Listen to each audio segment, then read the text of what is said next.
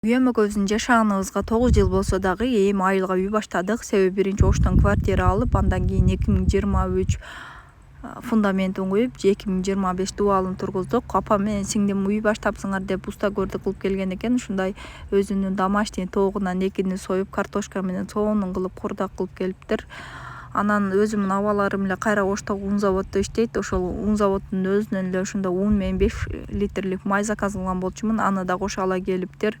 Ушундай Кытайдын айналарыны өзүм укам Кытайга каттайт, ошодон алдырып сатам. Заказ кылып койгон болчумун, Кытайдан келип калган экен. Айналарымы да ала келиптир. Анан эки апамы, балдарды, сиңдими машинага салып алып, күйөөм машинасына салып алып, чекке алып жөнөдүк. Барып усталарга чай коюп, үйлөрдү көрүп кайттык. Анан бир устабыз тоок этин жебейт экен, анан чай ичпей койсо болобу кокуй.